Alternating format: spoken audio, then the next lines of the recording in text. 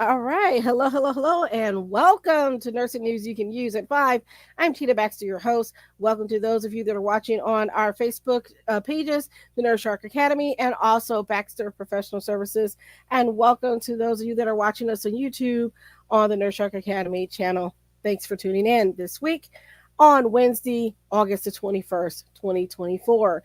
Let's get started with our affirmation for the day. I make the time and space in my life for nature. Trees, sky, birds, bugs, animals, and fish delight and inspire me. I make the time and space in my life for nature. Trees, sky, birds, bugs, animals, and fish delight and inspire me. And I have to admit that maybe not so much the bugs, you know, but I will say I love nature and being in nature, being outside when I have the opportunity. And sometimes I do miss that being outside and enjoying the beautiful weather that we've had so far. Um, and those of you that were out at the park on Sunday, we got a bit of rain, but you know what? It was still a glorious time that I had for the 20 minutes that I was there before the rain caught us. All right, so we've got a lot to cover in the news. I'm looking forward to that. Just another announcement. We will be having a couple of events coming up in the next month. So one thing we're going to do is we're going to do if you want to build a CNA training school, that workshop will be happening as well next month. And also, I'm thinking about doing a challenge, and so we may do a little bit of a challenge, or a webinar at least on LinkedIn. So just stay tuned for some of that and some great things that we have coming up. All right, so let's get into the news. And I have to say, there's some things going on that, it really hurts my heart to see some of this stuff. But I also know that it's very important that we cover it.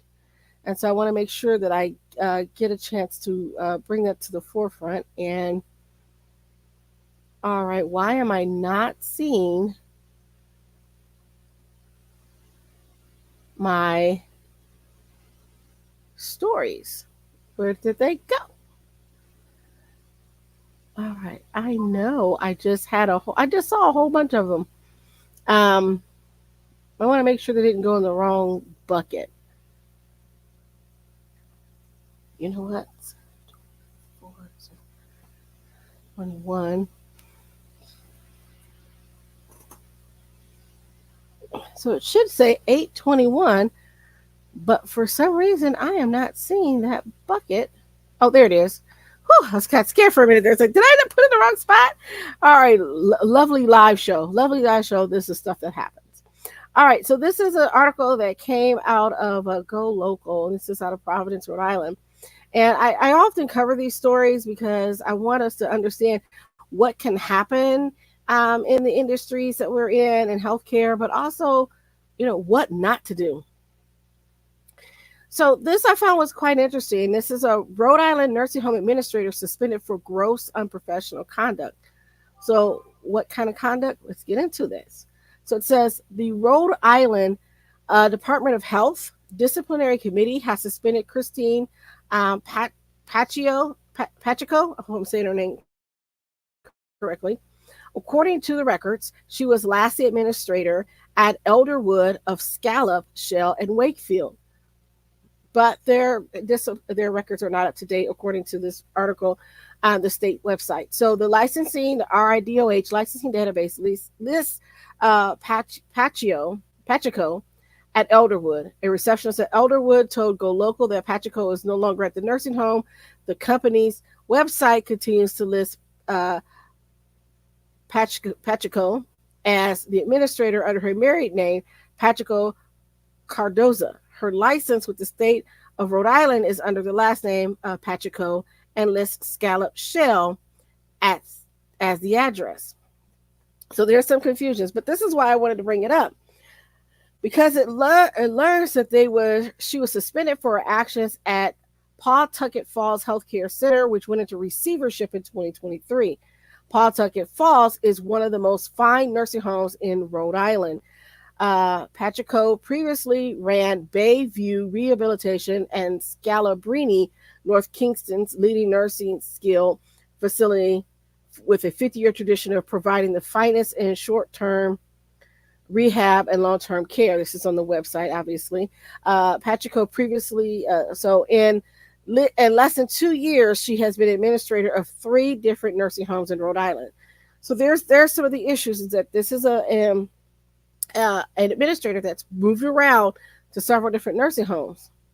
So here are some of the things that they said, and this is why I'm bringing this out, because if you're watching this and you are a director of nursing, administrator, or in leadership, these are some of the things you need to watch out for. So which is why I put these articles out here, not to defame anyone. This is public knowledge, but I wanted you to be able to talk about these things and to know what you should and should not do as cautionary tales. So according to the RIDOH, the series of events that led to Pacheco's suspension were as follows. On around July the 20th of this year, the respondent directed an employee A, that she supervised at a nursing home to prepare meals for residents without supervision or training on multiple occasions.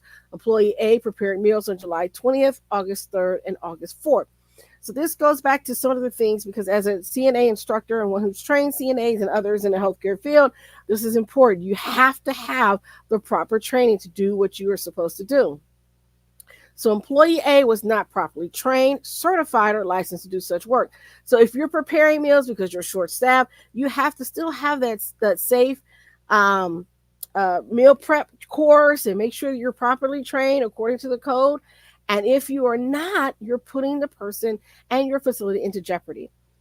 So this direction violated RI Food Code 2018, which basically says potentially exposing residents to various foodborne illnesses and other hazards.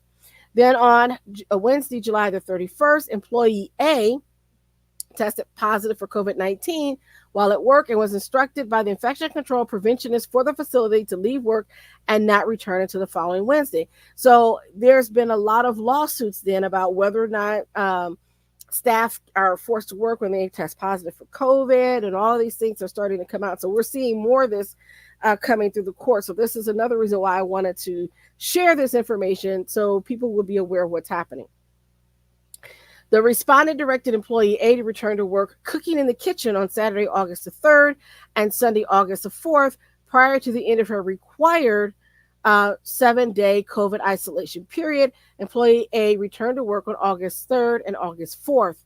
On August 8th, 13 residents of the nursing home tested positive for COVID-19. So let's go back. So they had a staff member who they told, hey, you're going to cook food for the residents for whatever reason. They said, you got to do the cooking. They were not properly trained to do so. They were not certified. They're not licensed to do so. But they said, go in the kitchen and cook. Then this person tests positive for COVID. And then they said, oh, well, come back early and keep cooking because we don't have any staff. So you got to do. So this is, again, where some of these bad decisions are being made. Okay. So then now we have 13 residents testing positive for COVID-19. So the IRDOH director, the director of health, has reviewed the facts and conclusions in this case and finds that the public health, safety, or welfare imperatively requires emergency action. They stated in their findings. So this is one of those things that, as I understand that there's problems with staffing and everything, but I want you to make good decisions, right? Because this can come back to bite you.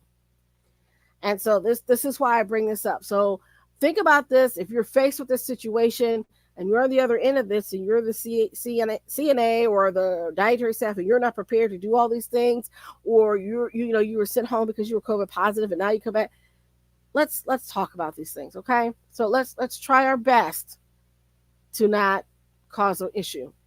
All right. So let's go to this next article. And this says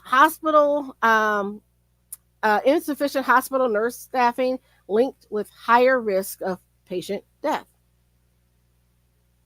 So this is from MedPage Today. And it says insufficient staffing with RNs and nurse support staff in hospitals was associated with an increased risk of patient death, a longitudinal observational study from England suggested. So this study was done in the United Kingdom. In a cohort of over 600,000 hospitalized patients, each day of low RN staffing was associated with an increased risk of death, within 30 days of admission, as was each day of low nurse support staffing, reported by Peter Griffiths, RN, PhD at the University of Southampton, and co-authors in a JAMA Network Open report.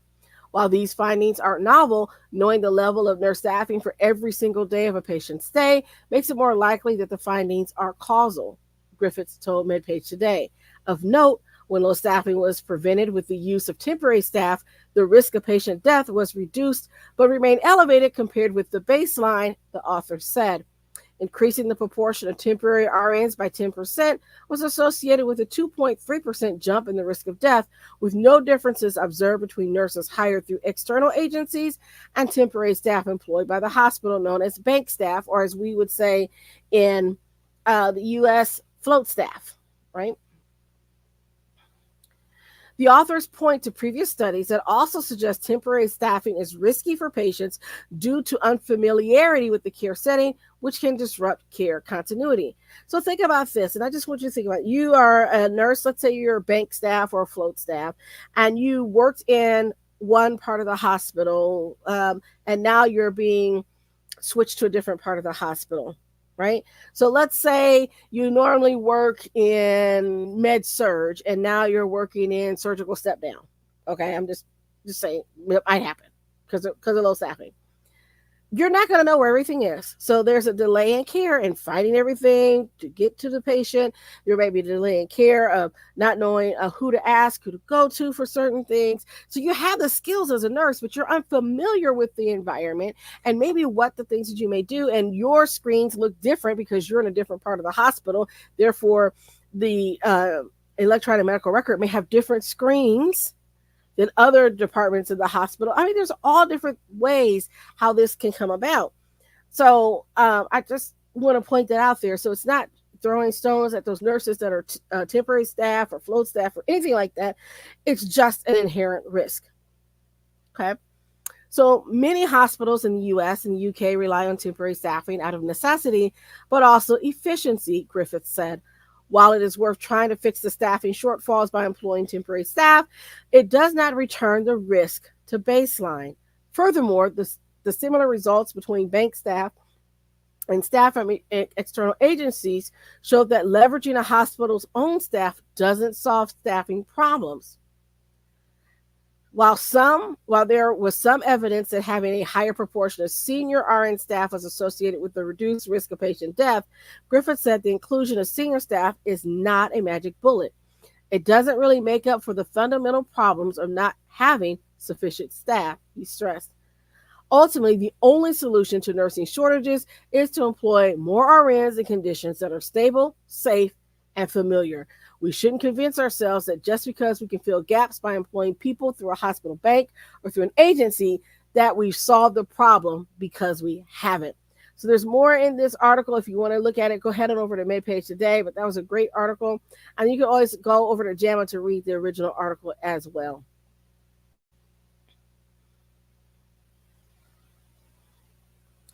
All right. So let's take a little bit different approach. This is a criminal case that just came across my feed today, and I wanted to share this because as I'm training CNAs, and if you are a CNA and you happen to be listening to my show, or you happen to be a family member that is taking care of a loved one, pay attention to some of these things because I don't want you to get into trouble for healthcare fraud, and this is how it happens. So a man was sentenced for $56,000 healthcare fraud using his brother's ID, and this is unfortunately more common than we think. This is out of St. Louis. A U.S. district judge sentenced a St. Louis man on Tuesday for using his brother's identity to obtain money from a Missouri healthcare program. Prosecutors with the U.S. Attorney's Office of the Eastern District of Missouri said Christopher J. Spencer, 46, used his brother's name to obtain over $56,000 from a Missouri Medicaid program between June of 2018 and February of 2022. Prosecutors said his brother had lived with him in the past and was recognized as a personal care provider for Spencer. His brother would submit timesheets for providing personal care services, such as housekeeping, preparing meals, bathing, grooming, and transportation. So these are wonderful programs that really enable people to be taken care of by their family members, because their family members can stay home and take care of them and not have to go out and get a job, within really causes problems in the person getting care, and so they made up in an institution otherwise. So this really allows the person to stay at home and helps the caretaker to focus on caretaking. So this is a great program. But then you have bad actors like this. So after Spencer's brothers moved out in 2018 and was no longer providing personal care, Spencer continued submitting timesheets and visiting records as if his brother was still a personal care attendant. Prosecutors said Spencer also forged his brother's signature and submitted paperwork to a Medicare vendor listing his brother as a personal care provider. So basically what's happening is that this individual was saying, okay, my brother's taking care of me, I'm going to keep submitting these documents and saying that. Spencer also kept the debit card meant to reimburse his brother from the Medicaid program and instead used it for personal expenses like bills, rent, groceries, shopping, and hotels. So the brother moved out, no longer providing the care, but the patient then kept submitting things saying, yeah, he's here, so he can obtain the money. According to prosecutors, he also used his brother's name and personal information to obtain loans and advances on reimbursement payments from a Medicaid vendor. Prosecutors said Spencer pleaded guilty to 5 counts of making false statements regarding health care benefits in March. So this is a cautionary tale. Don't do those things. They will find out and they will come after you. And unfortunately, I feel bad for the brother. And I'm not sure why the brother moved out. Okay. Here's another case that I want to talk about. This is from Milwaukee. This is another Fox 6 Milwaukee. I'm saying this because I just happened to be teaching CNAs today, and because it's so fresh in my mind, if any of you are watching, this is what I was just talking about today. Don't do this. So a Milwaukee nursing home employee has been criminally charged, accused of neglecting a resident. 57-year-old Jonathan Wallace is facing 1 count of intentionally neglecting a resident, likely to cause great bodily harm. According to the criminal complaint, Milwaukee police were dispatched to St. Anne's, located at 92nd and Capitol, on August the 15th for an elder abuse complaint. When police arrived on the scene, they spoke with the director of nursing at St. Anne's. She told officers that on August 11th, she received word that a resident suffered abusive behavior at the hands of a caretaker. So I want to say this, and I've explained it to the students. I said, anytime there's a case of potential abuse, neglect, there's going to be an investigation. And if they determine that event was credible, they will press criminal charges against you. And so this is what happened here. The caretaker was identified as Jonathan Wallace. The director of nursing told police that the victim is a 78-year-old blind man. The victim told police that he fell after being pushed down by Wallace. After he had fallen, the victim claims Wallace refused to help him get back up and that he was in pain.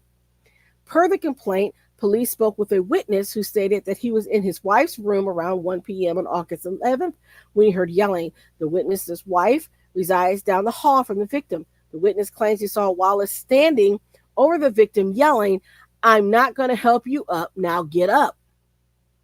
The witness stated that once Wallace noticed he was watching him, he then tried to pick the victim up. Around 2 p.m. that same day, the witness claims Wallace drove up near him in the parking lot and shouted, quote, "You better watch out, you lying on. You better watch who you lying on, because if you make me lose this expletive job, we're going to have a problem," according to the complaint, and Wallace drove off. During the investigation, police received a statement from a second witness. The witness described an incident around 9 a.m. on August 11th between the victim and Wallace. This witness claims that they saw Wallace grab the victim roughly by the shirt because he was impatient for the victim to get up. The witness claims the victim told Wallace, "Don't hurt me," and was visibly shaking. The witness also stated that Wallace came up to her in the kitchen afterward and accused her of, quote, calling people on him, trying to get a brother fired, and saying he didn't push the expletive man down, according to the complaint. During an interview with police, Wallace stated that he thinks the staff is out to get him and believes that they are, quote, lying on him when it comes to the treatment of the resident. Wallace was scheduled to make his initial appearance in Milwaukee County Court on Wednesday, August the 21st. So again, I say that because as I was teaching the students today, Don't do that. These are things that you can't lose your cool. You can't get mad. You have to take time and be patient with your residents. Okay, so this is why I decided to share this, because if you see something, if you have a nursing home loved one in there, and you have a loved one in a nursing home, and you see something that's happening to somebody, your loved one or somebody else, say something. Please say something. All right, let's get into our next story before we take a brief break.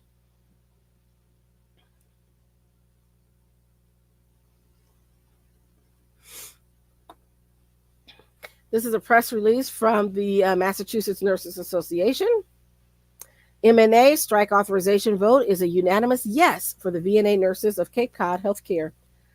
On August the 20th, Monday evening, August 19th, the 62 registered nurses working for the Visiting Nurses Association of Cape Cod Healthcare and who are unionized with the Massachusetts Nurses Association unanimously voted in favor of allowing union leadership to call a strike should one be needed in their ongoing contract struggles with Cape Cod Healthcare management.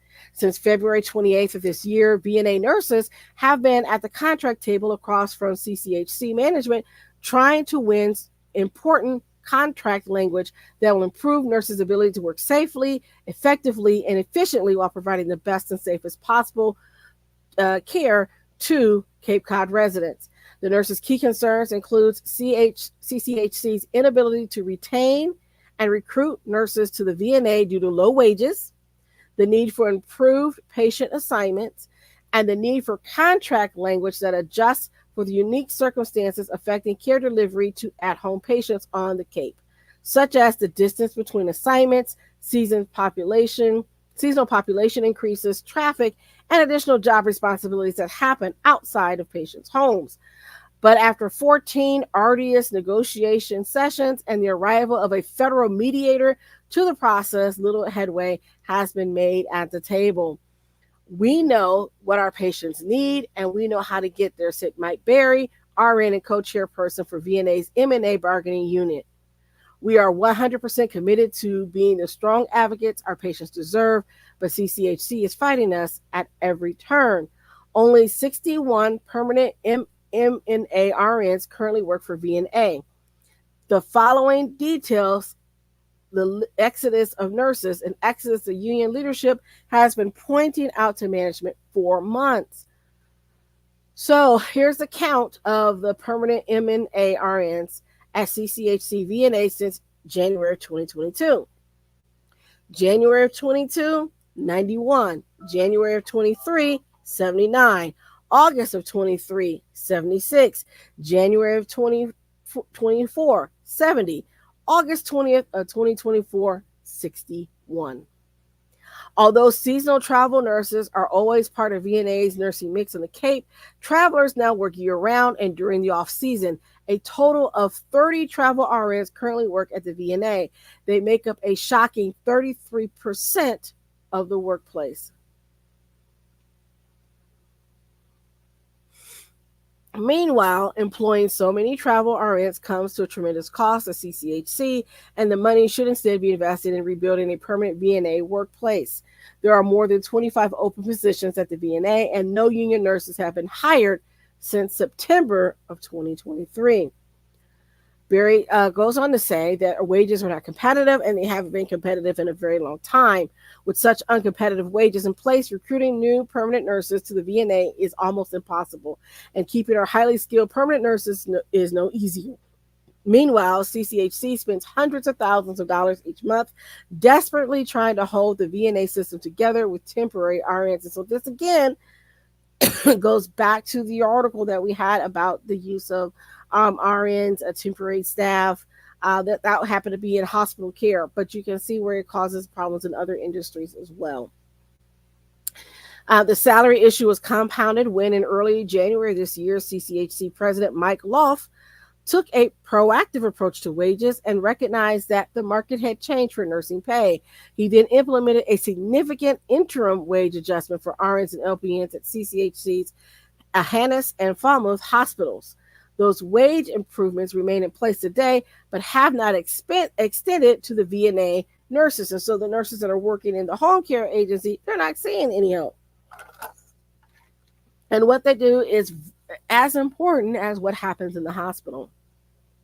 So there's more to this story. I'd be happy for you to read this.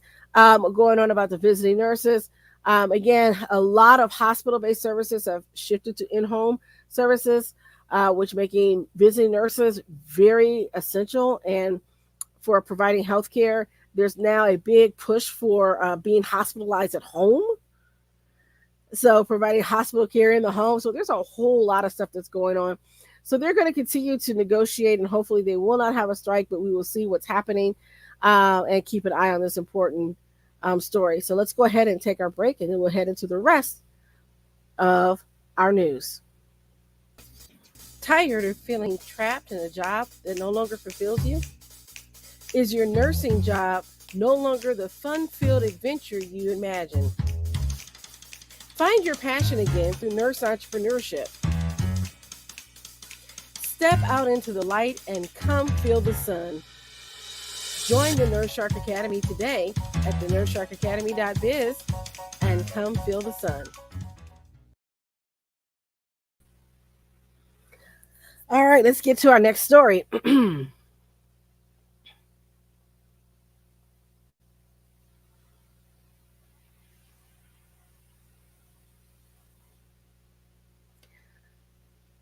Okay, and this story is from McKnight, Long-Term Care News. Nursing home salaries slow their rise. Admins near $136,000. DONs make $118,000. Sector's largest survey shows. While still under siege due to departures at top administrative levels, nursing homes nonetheless have seen the huge salary rises of the pandemic years continue to moderate, according to the largest yearly U.S. nursing home survey. Nursing home administrator average salary was $135,744 in 2024, after a tempered 3.8% annual rise, while directors of nursing hit $117,754 due to a 3.75% climb. Their respective assistants saw pay rates rise slightly slower. Meanwhile, hourly rates for nursing positions saw their rises in their pay moderate by 40% or more of instances, an even stronger sign of a cooling off among the ranks. Registered nurses' average hourly rate rose to $39.74, LPNs to $31.21, and CNAs to $19.81.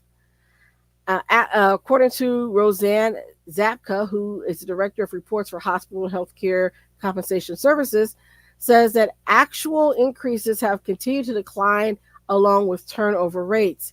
It seems to be good news for nursing homes, though I hesitate to say it out loud lest I jinx anything. Sign-on bonuses continue to be used and increased slightly again this year. Since salaries aren't going up astronomically now, we have seen an increase in the shift differentials, which is unusual. Nothing insane, but more than their usual annual increase. The nursing titles mentioned above rose between 4.59% and 5.12%, a far cry from its rise at 9.4 to 11.5 range a year earlier. Meanwhile, DON saw the rise in their average rise drop from 4.6% to 37.5%. The number one thing is salary increases are moderating. So basically, they're flatlining. That's the biggest takeaway, said Matt Leach, a senior consultant with the Total Compensation Solutions. When you look at year-over-year data, most titles are around 3.5%. That is what we're seeing from other sources, too. CNAs are a little higher and some of the others a little lower. So CFOs earn around $169,819. Director of Information Technology, IT, they're at like $111,000. The controllers like $103,000. Director of Therapy and Rehab, $103,000 were among the top earners. So just to kind of get an idea of what the wages are, when you look at some of the wages too, there's some information. So they looked at where the pay is. So it says, while CNAs at nursing homes and CCRCs registered the identical $19.81 hourly wage, RNs, LPNs, assisted DONs were all paid higher at nursing homes. So you're looking at continuing care retirement communities. That's their counterparts to long-term care. Healthcare administrators, their assistants and DONs, were within $2,000, often much less between the two settings. So if you look here, nursing homes, for profit, the DON salary is about 120,000. At a CCRC, it's 125,000. Not for profit, it's 109,000 versus a CCRC 116,000. National average 115,000 versus 116,000 or 117, close to that. So we saw in 2021 the DON's wage increase 3% roughly in 2021, and 2022 roughly 5%, 2023 4%, 2024 3%. So you can see it's trending back down. RNs in 21 4%, 22 11%, 23 7%, 24 4%. LPNs in 21 4%, 22 9%, 23 8%, 24 5%. CNAs 21 7%, 22 11%, 23 9%, and 24 5%. So you can see where they're now starting to kind of level back out to the pre-pandemic rises. So there's more information here if you want to look at it. Check out this article from McKnight's Long-Term Care News. That's always a great publication to find some information about what's happening in long-term care. Okay.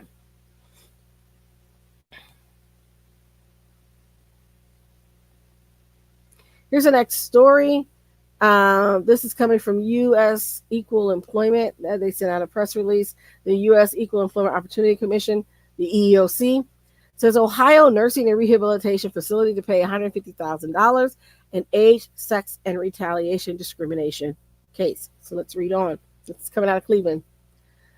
The Laurels of Athens, a nursing and rehabilitation facility in Athens, Ohio, owned and operated by Laurel Healthcare Company, Athens LTC Incorporated, Sienna Healthcare Management Incorporated, and Sienna Group LLC, will pay $150,000 and provide other relief to settle an age and sex discrimination case filed by the U.S. Equal Opportunity Commission, the federal agency announced today. According to the lawsuit, a physical therapist assistant was fired in 2020 after he tried to return from approved medical leave. At the time, the employee was 59 years old and a few months away from his 60th birthday. The Laurels of Athens fired him and claimed that there was no work available, even though it offered work to other younger female physical therapy assistants. The company also refused to rehire the employee after he filed a charge of discrimination. Such alleged conduct violated the Age Discrimination in Employment Act, or ADEA, which prohibits age discrimination, and Title 7 of the Civil Rights Act of 1964, which prohibits sex discrimination. The EEOC filed suit in the U.S. District Court of the Southern District of Ohio after first attempting to reach a pre-litigation settlement through its administrative conciliation process. The 2-year decree settling the suit requires the Laurel of Athens and others to pay $150,000 in back pay and compensatory damages, and to provide periodic reporting, monitoring, and live training for management, human resources, and non-supervisory employees to ensure compliance with the ADEA and Title VII. The EEOC is committed to remedying age and sex discrimination, said Philadelphia District Office Regional Attorney Deborah Lawrence. Reporting discrimination to the EEOC is protected activity, and employers who retaliate against employees for doing so will be held accountable.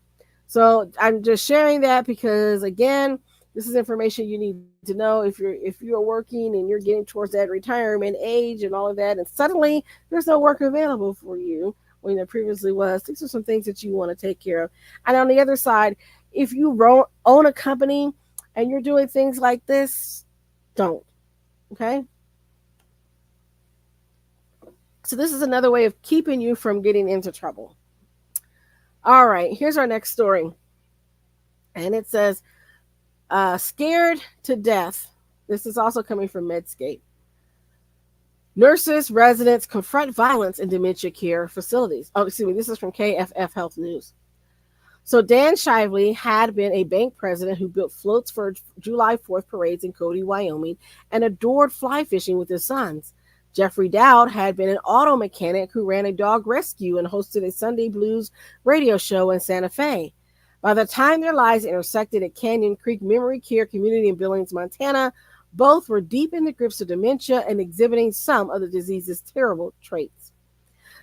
Shively had been wandering, lost in his neighborhood, having outbursts at home and leaving the gas stove on. Dowd previously had been hospitalized for being confused, suicidal, and agitated. Medical records filed in the U.S. District Court in Billings showed. When Dowd entered Canyon Creek, managers warned employees in a note later filed in court that he could be, quote, physically, verbally abusive when frustrated. On Shively's fourth day at Canyon Creek, carrying a knife and fork, he walked over to a dining room table where Dowd was sitting. Dowd told Shively to keep the knife away from his coffee, according to a witness statement. Shively, who at 5'2" and 125 pounds was half Dowd's weight and 10 inches shorter, turned to walk away, but Dowd stood up and shoved Shively so hard that when he hit the floor, his skull fractured and brain hemorrhaged, according to a lawsuit his family filed against Canyon Creek.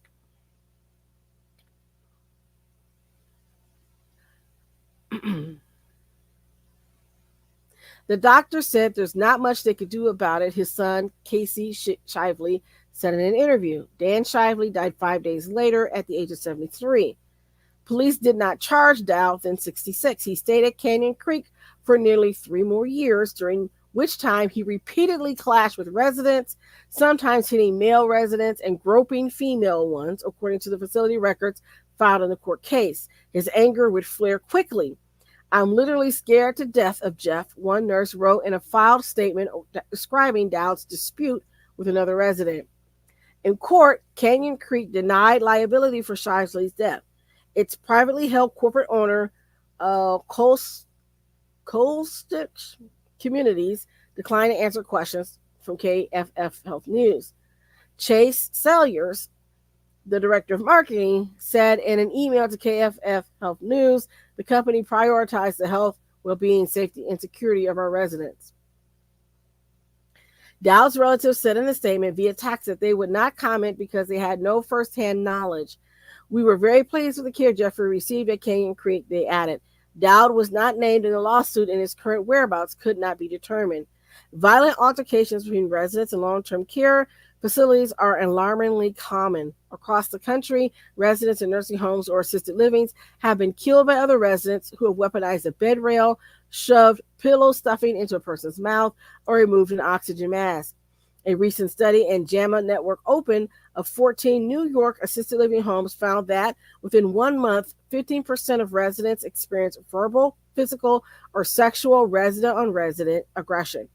Another study found that nearly 8% of assisted living residents engaged in physical aggression or abuse toward residents or staff members within 1 month. Dementia residents are especially likely to be involved in altercations because the disease damages the parts of the brain affecting memory, language, reasoning, and social behavior. More than 900,000 people with Alzheimer's or other types of dementia reside in nursing homes and assisted living centers. Many of the most seriously impaired live in the roughly 5,000 facilities with locked dementia floors or wings, or 3,300 homes devoted exclusively to memory care. These places are mostly for-profit and often charge thousands of dollars extra a month, promising expertise in the disease and safe environment. Clashes can be spontaneous and too unpredictable to prevent, but the chance of an altercation increases when memory care homes admit and retain residents that they can't manage. Homes that have too few staffers or non-existent or perfunctory training for employees have a harder time heading off resident conflicts. Homes also may fail to properly assess incoming residents or may keep them despite demonstrated threats to others. As much as long-term care providers in general do their best to provide competent, high-quality care, there is a real problem with endemic violence, said Carl Pillemer, PhD gerontologist at Cornell University in Ithaca, New York, and lead author of the JAMA study. There needs to be much more of an effort to single out verbal and physical aggression that occurs in long-term care and begin to create a model of violence-free zones in the same way we have violence-free zones in the schools. So there's more to this article and what happened with Shively and Dowd if you want to read that. But I just wanted to bring that out because there's just, I've seen it more and more. And because we don't have enough staff, oftentimes staffing these places, this is what happens. And so I encourage you again, if you see something to speak out, if you can help, do so. And we do need more CNAs and nurses in these places. And that's why I do what I do and help train the CNAs so that they will know how to act when something like this comes on. So I do my very best to give them the best education that they can have. All right, so let's move on to our next story after we take a break.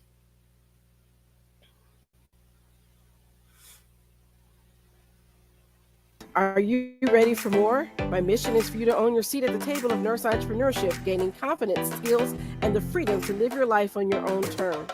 Assisting you in achieving your goals through tailored advice, continuous learning, and a collaborative approach is at the heart of everything I do. Stop being eaten alive. Come feel the sun. Be a nurse shark.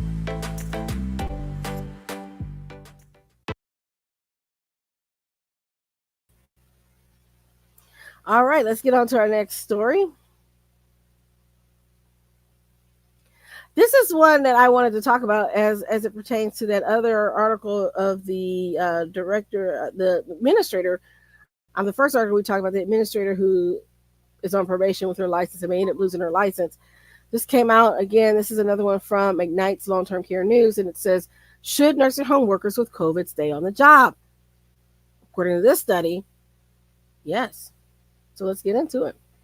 Mandated furloughs for nursing home employees with mild COVID-19 symptoms may exacerbate existing staffing shortages and lead to worse resident health outcomes than allowing those employees to work while masked, a new study finds. The research, however, is certain to draw controversy from some public health officials and long-term care leaders who question the wisdom of allowing employees with COVID to care for residents. Investigators from the City University of New York Graduate School of Public Health and Health Policy conducted the simulation study of a 100-bed nursing home facility to measure the impact of furloughing staff with mild COVID on existing staffing shortages and potential health impacts on residents unrelated to COVID. The study appeared Monday in JAMA Network Open. Bruce Y. Lee, MD, MDA, professor of health policy and management at the SUNY Graduate School of Public Health and Health Policy, said Centers for Disease Control and Prevention guidance says employees with symptoms of COVID should stay home, even with the very mild symptoms. However, he said one of the unintended consequences of furloughing employees is that most nursing homes are already facing staffing shortages, and sending more people home exacerbates the shortages, leading to gaps in patient care. If you don't have enough people to do these tasks, there can be significant consequences, Lee told McKnight's Long-Term Care News Monday. The trouble is, since there are already baseline staffing problems in nursing homes, sending people home will only worsen those staffing issues and can result in even worse outcomes and death. Lee's research team includes investigators from Johns Hopkins and UC Irvine. They use data from nursing homes in Orange County, California, as well as previous studies on the impact of understaffing on patient outcomes and cost data from the Centers of Medicare and Medicaid Services to build their simulation model.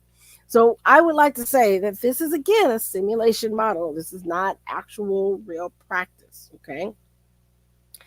So it says researchers found that for a typical 100-bed nursing home facility, understaffing unrelated to COVID was associated with missed tasks, more resident hospitalizations, and increased number of deaths, costing more than $1 million annually. Using their simulation model, they found that furloughing staff who test positive for COVID was associated with an annual average of 326.5 furlough days and 649.5 in missed care tasks, resulting in a 4.3 non-COVID related resident hospitalization and 0.7 deaths. The additional cost was about $247,000 annually. Okay. The study further found that allowing 75% of staff who were mildly ill to work while masked was protected to mitigate staffing shortages, resulting in additional care tasks being performed by employees and fewer non-COVID related hospitalizations and death. So that's what they're saying. They said without significantly increasing COVID transmission. Okay. This modeling study found that mandatory furlough of nursing home staff with mild COVID-19 illness was associated with more resident harm from its care tasks than from the harm from increased COVID-19 transmission. In the current climate of extreme nursing home understaffing, allowing those with mild COVID-19 illness to work may prevent more harm from staffing shortages and missed care tasks, ultimately saving substantial costs. Okay, so this is what they found in their model. And so, having not read the original research, I cannot say whether the model was done. I don't know. I haven't read the original research. So, full disclosure here. But here's what some of the other people are saying. So, Jody Iagor, who is Director of Nursing Home Quality and Policy for Leading Edge, a national association representing nonprofit providers, acknowledged that sufficient staffing in nursing homes is a critical issue in the nursing home industry, but she questioned the wisdom of allowing staff with COVID symptoms to work. Because again, if you have, this is another thing we have to think about. You have someone that you know tested positive for COVID. They happen to come to work. You let them come into work. Now you have a resident who gets COVID because, whatever. How can you then say, if that family then provides a lawsuit against the nursing home, saying that you knowingly exposed their loved one to COVID, and maybe the complications that come with that, and that person is no longer around. So these are very clear complications that may happen. And there's legal issues that are there. So that's why I'm a little hesitant to this as well. And so she goes on to say, resident well-being, which is part of that quality care, includes being kept safe from harm, including possible infection from highly contagious infectious diseases. It's important to remember that this study's findings are based on modeling, not real life, actual practices. And that's exactly what I just said. And this is a model, this is a simulation. This really isn't real, but these are some of the things that are coming out. And so I want you to be aware of that so you'll know. So according to current CDC guidelines, healthcare workers with mild to moderate illness can return to work after at least 7 days have passed since symptoms first appeared if a negative viral test is obtained within 48 hours prior to return to work. If they haven't had a fever in the last 24 hours, there's a typo there, or if other symptoms have improved. So again, I want you to read over this article. It's a great article. I have some discussion on it. What do you think? Because again, I have some reservations. Okay, so let's get out of the nursing home industry, and I want to talk about this because as a person working in healthcare and particularly in psychiatry, these are some things that just come out. And again, I don't want to sensationalize anything, but as a healthcare provider, these are some things that we need to be aware of and think about, and don't get caught up into these unsafe practices. So this is about Matthew Perry and his death. So what to know about the doctor's charge in Matthew Perry's death, and this is from MedPage today. And it says 2 California doctors were among the 5 defendants charged in connection with the death of actor Matthew Perry, who died of a fatal ketamine overdose last October. Here's what we know about the physicians. Dr. P, or Salvador Plasencia of Santa Monica, who also goes by Dr. P, was arrested and charged with 1 count of conspiracy to distribute ketamine, 7 counts of distribution of ketamine, and 2 counts of altering and falsifying documents or records related to investigation, according to federal prosecutors. So he faces a maximum of 120 years in federal prison. Palencia, 42, has an active medical license in the state that expires in October with no disciplinary actions, according to the Medical Board of California's database. He graduated from University of California, Los Angeles Medical School in 2010, and his primary area of practice is family medicine, with secondary areas listed as internal medicine and pediatrics. Okay. According to his LinkedIn page, Plasencia is an attending physician at UCLA, and during the pandemic started a telehealth company, Telemed. So they did note that following the publication, a UCLA spokesperson reached out to say that Plasencia is not affiliated with any UCLA health facility, has never held medical staff privileges there. He was employed by UCLA Health as an internal medicine clinical instructor from 2017 to 2020, during which time he provided outpatient care primarily at a clinic in Encino. So there you go. But all right. So then we have Mark Chavez. He's a psychiatrist in San Diego. He pleaded guilty to one count of conspiracy to distribute ketamine, and he can face up to 10 years in federal prison. Public records show that Chavez showed his California medical license to be in good standing. It expires in 2026. He's 54, graduated from UCLA Medical School in 2004, completed his residency at Stony Brook University Hospital in Long Island, New York. According to court documents, Chavez, until July of 2023, had been affiliated with Dreamscape Ketamine and Wellness in San Diego, a clinic offering 1 and 2 hour treatments of ketamine with prices up to $800. So, for those of you who don't know, ketamine has had some studies and being used and helping to relieve depression and other ailments. Okay, so again, there's a lot of these new companies just popping up wanting to offer some of these things because it seems to be lucrative. Okay. So in his plea agreement, Chavez said he sold ketamine to Placencia, according to prosecutors, including ketamine diverted from Dreamscape. So basically, he had a legitimate practice, legitimate business. He got the ketamine from his legitimate business and sold it to this other doctor, Dr. P. Chavez currently appears to operate an online business, the Health MD, which he described as focusing on health, wellness, and longevity. One of the services provided there include weight loss programs with a GLP-1 agonist. So basically, your the things like Ozempic and etc. So, and those prices range from $750 to $1,500. In a LinkedIn post from 2021, Placencia described Chavez as being a mentor to him for 15 years, saying the psychiatrist helped Placencia on his path to becoming a medical entrepreneur. So here's what the prosecutors allege. The federal investigation into Perry's death focused on who supplied the ketamine to the actor. At the time of his death, Perry had amounts of ketamine in his blood in the range used for general anesthesia during surgery. So, large amount. When Perry, who had long struggled with drugs and alcohol, fell back into addiction in the fall of 2023, Placencia and Chavez took advantage to profit for themselves, said U.S. Attorney Martin Estrada. Plus, Dr. P allegedly texted of Perry during that time, and this is what they're saying, "I wonder how much this moron will pay, and let's find out." Over a 2-month period starting in September of 2023, the two doctors allegedly worked together to obtain and provide ketamine to Perry's live-in assistant, Kenneth Iwamasa, I don't know how to pronounce his last name, who had no medical training but is charged with administering several injections to Perry on the day he died. So again, you're giving very highly addicting drugs and letting someone who has no medical training administer them to someone who has a known addiction. This story just gets worse and worse as you go on. So Dr. P and Chavez distributed approximately 20 vials of ketamine to Perry in exchange for $55,000, prosecutors said. At one point, they charged the actor $2,000 for a vial that cost Chavez approximately $12.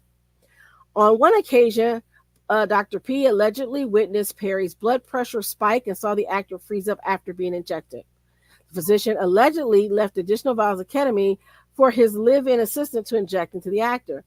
As a doctor, defendant Placencia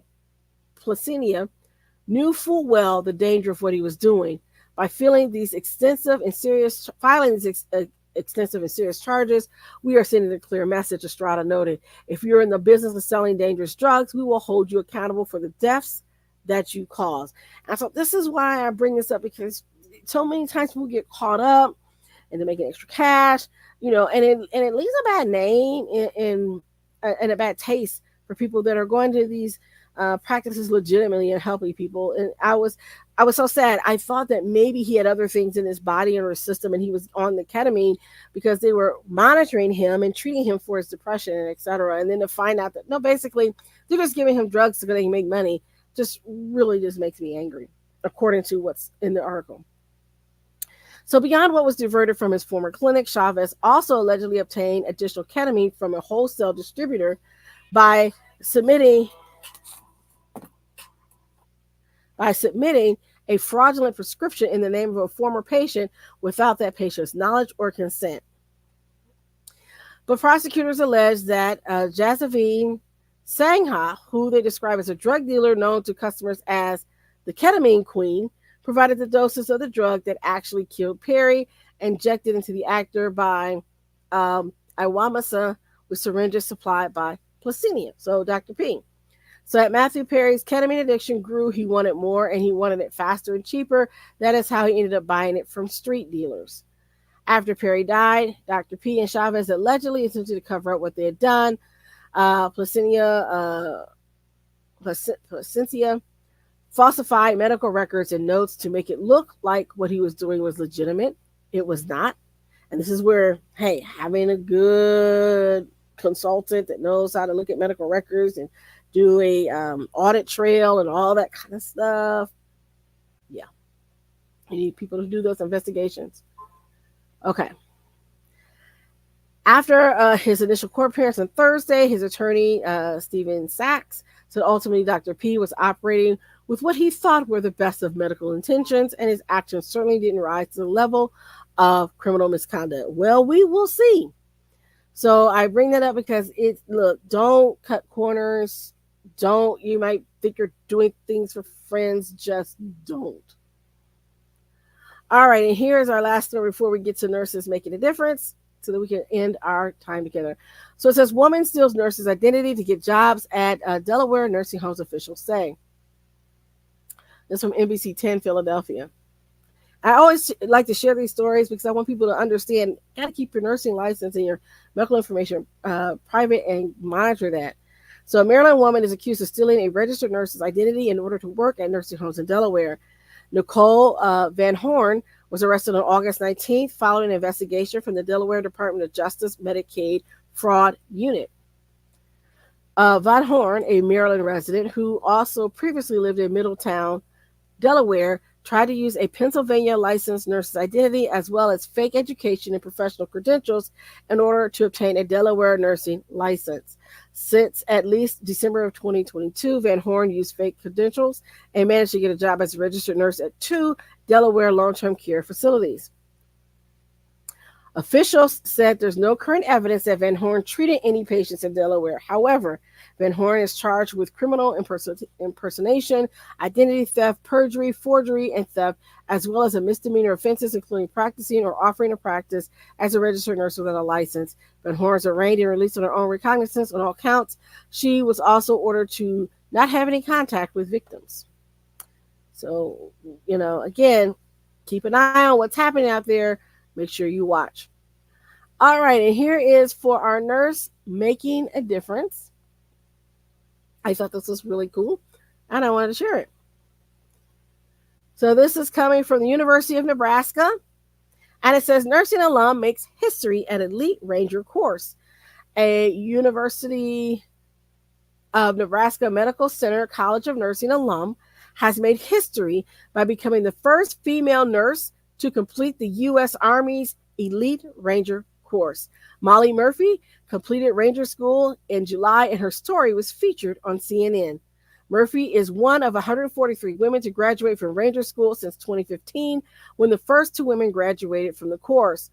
Formerly of Lexington, Nebraska, Murphy graduated from the UNMC College of Nursing Lincoln Division in spring of 2019. Now a captain in the U.S. Army, she is a pediatric intensive care unit nurse at Walter Reed National Military Medical Center in Maryland. Molly is a wonderful example of the impact that our alums are making around the world, said UNMC College of Nursing Dean LePayne Sharp McHenry, DNP. Her strength and resilience are inspiring, and her commitment to our country is truly commendable. I have had the privilege of knowing Molly as a student, said Amy Frizzle, Student Services Director in the UNMC College of Nursing. Molly's leadership skills, determination, and positive demeanor set her apart from her peers. I have no doubt she'll continue to impact the field of nursing and the Army throughout her career. So they featured her story in 2018 after she was invited and completed the airborne school at then Fort Benning in Georgia, now Fort Moore, a parachute training program that qualified her to jump out of airplanes. Murphy, a fourth generation military recruit, told UMMC Today her childhood dream was to become a kindergarten teacher or a nurse, and then said, "The Army doesn't need kindergarten teachers, so I went into nursing." At the time, females were not allowed in combat arms slots, so Murphy focused on nursing and took pre med courses at the University of Nebraska Lincoln, nursing classes at UNMC, and served in the UNL's ROTC program. So, after graduating in 2019, she was commissioned as a second lieutenant, and as all Army doctors and nurses do, went to Brooks Army Medical Center to complete the basic Army of Officers Leadership course. So I want to say congratulations to her. She is our nurse making a difference for today. I want to thank you for sticking in with us and to celebrate all these wonderful things. Don't forget to like and subscribe if you're watching us on YouTube, and to hit that notification bell so you get notified when we go live every Wednesday at 5. And I want to thank you. Please share our videos and give us a like and a comment on Facebook as well. Thanks a lot. I'll see you next time.